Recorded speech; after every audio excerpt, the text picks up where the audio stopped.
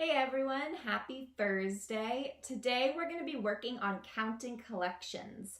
So we have done these in all the first grade classes, and now you're going to get to do your own counting collection at home.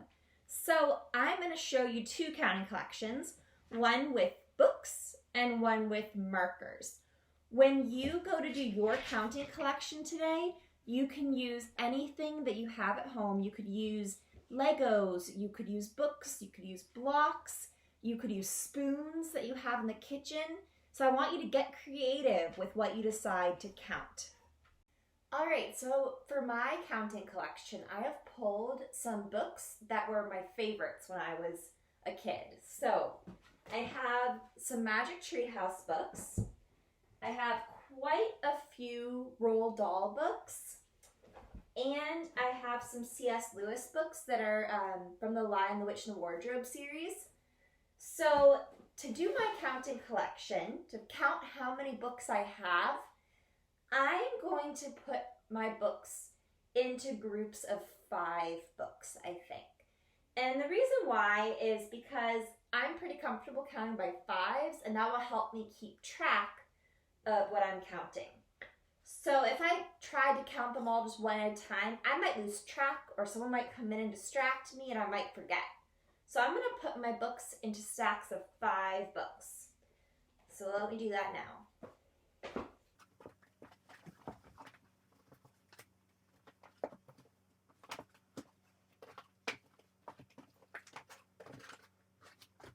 All right, so I just so happened that it worked out really well putting them in groups of 5.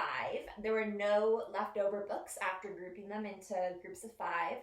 So now that I have these groups of 5 books, I can count by 5s to see how many I have. 5, 10, 15, 20, 25, 30. That's the first step. The next step is to write down how I did it. All right, to write this out, I'm going to start by putting my name on the paper. Then I'm not going to draw out all 30 books because that would take me a lot of time. Instead, I'm just going to draw the stacks that I made. So here's a stack. And it's important that I haven't yet cleaned up my books because I'm looking at them to make sure that I draw the right number. So I see one stack.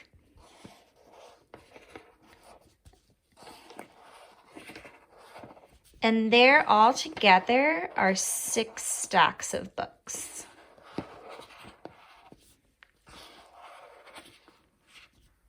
we go. Each of my stacks had 5 books.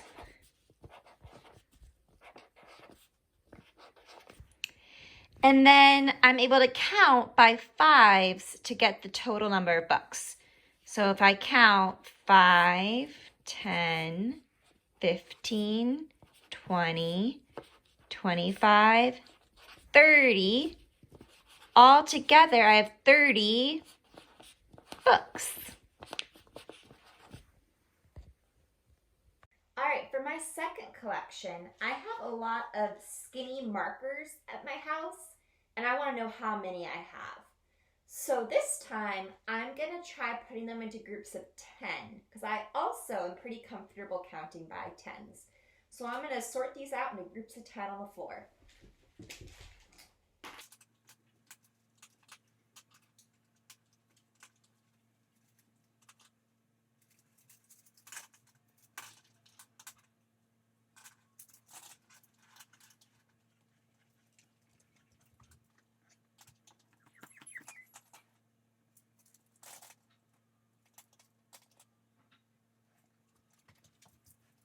All right, so I have made 4 groups of 10, and then these are my leftover markers.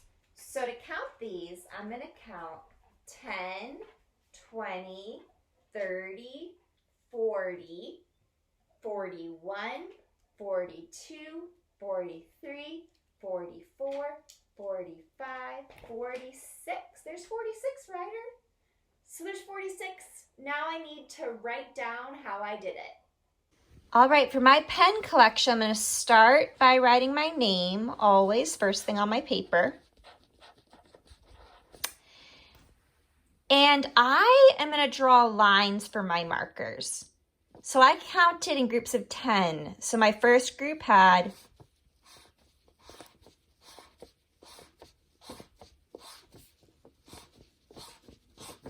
markers in it. My second group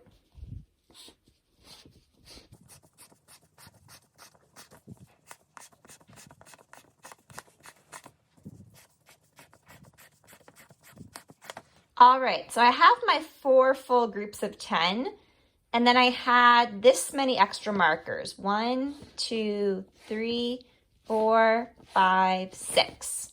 So when I counted 10, 20, 30, 40, 41, 42, 43, 44. I'm running out of room. 45, and the last one was 46.